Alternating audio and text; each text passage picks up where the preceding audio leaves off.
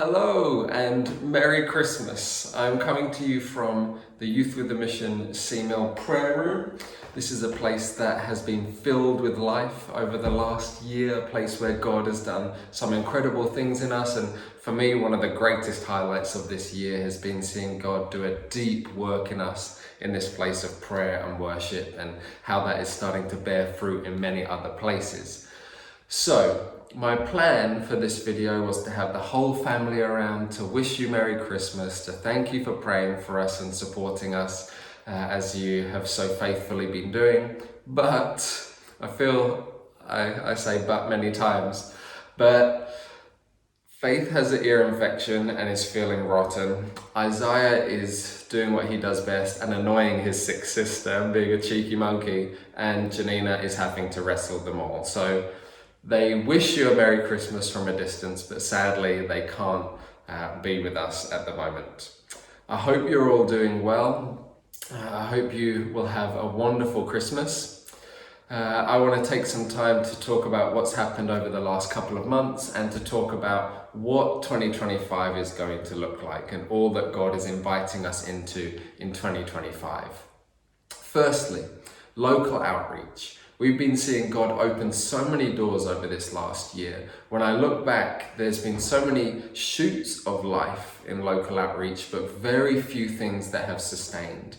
But this year, some things have been established relationally, and especially the furniture bank. Again, we've been distributing furniture these last months and giving out Christmas cards, making the most of it, and little gifts. And whilst we did that, getting to stay in homes, pray for people, minister to them. Before we go into each home, we pause, we say, God, what do you want for this home? And then we minister as we go in. Getting to be inside homes of people who are in the depths of hopelessness, bringing hope. It's a wonderful opportunity.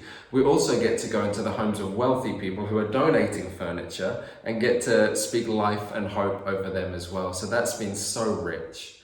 We're also working hand in hand with the Send, which is an incredible movement that will have events throughout the UK next year and is already having events. There'll be a big event in Scotland, and the main push and thrust of the Send is to mobilize this up and coming generation into missions, to go to their universities with the gospel, to go into their workplace with the gospel, to be sent into the nations with the gospel. So we're a part of setting that up, and we're a part of training those who respond with a longing to be sent into the nations. If you have anything to do with the youth group in the UK, anything, please do check out the link in the newsletter, give it a click, check it out, see how you can be involved with that and how your youth group can be involved. We've had our final hike of the season with the refugees, which was a rich time. We don't take them out during the super cold times, as it's not that fun.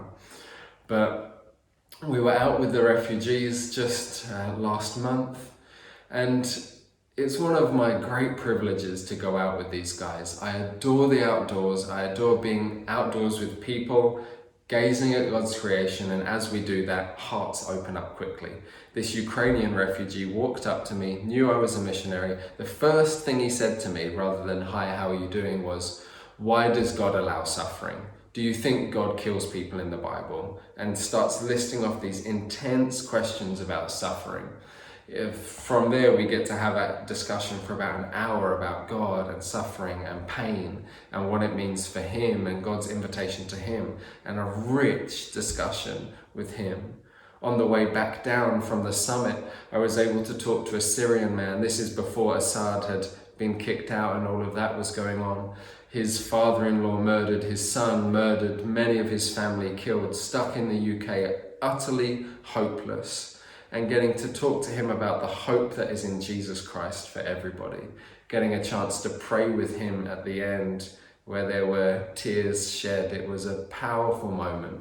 Again, getting to take people who rarely, if ever, get to leave their rooms or the city out into nature to be refreshed, to meet with God, is a privilege. So that was our last one, but we kick off again March next year.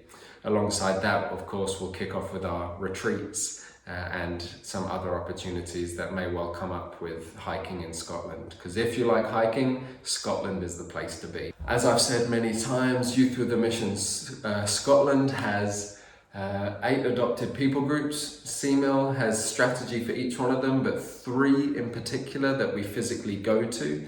Some to bless the workers, some to see salvations in the people. God's given us strategy for each one, but last month again we were able to send a team to one of these people groups that we love in the Islamic world. There they were able to minister to the workers' kids, look after them, to give the workers space to be refreshed and to give the workers space to do what they need to do.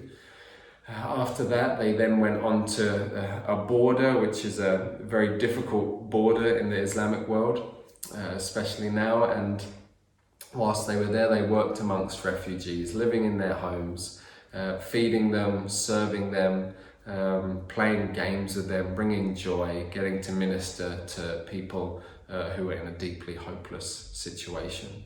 So that was an incredibly rich time, and we look forward to, in 2025, sending many more teams over to the adopted people groups that we love and that we are investing in, believing that we will see many salvations in the Islamic world.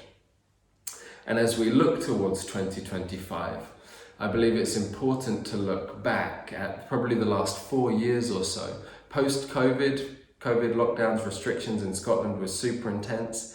It seemed right after COVID there was an intense pruning in us as Youth with the Mission CMIL, and then there was an intense rebuilding and prodding on some of the heart issues. And God's been working on our hearts. God's been clarifying who we are, clarifying direction over these years. And again, this year, 2024, has been a year of clarifying vision, clarifying DNA, God drawing in the exact right people to build up the exact right departments. As I've said, this room being a key piece of our prayer and worship, going to deep places, our local outreach, our adopted people groups, our schools, having foundations laid. So these 4 years haven't been easy, but they have been vital to what 2025 is going to be.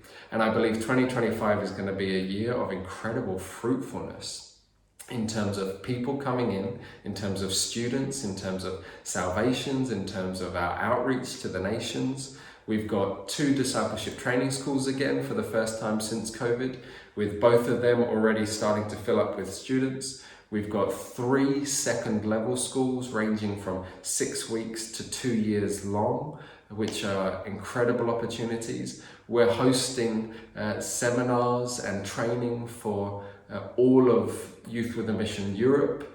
When it comes to our discipleship training schools, we're hosting some other seminars. There's a lot going on next year, as well as further invitations into our adopted people groups, a list of staff who are applying to join us and slot into positions that are needed.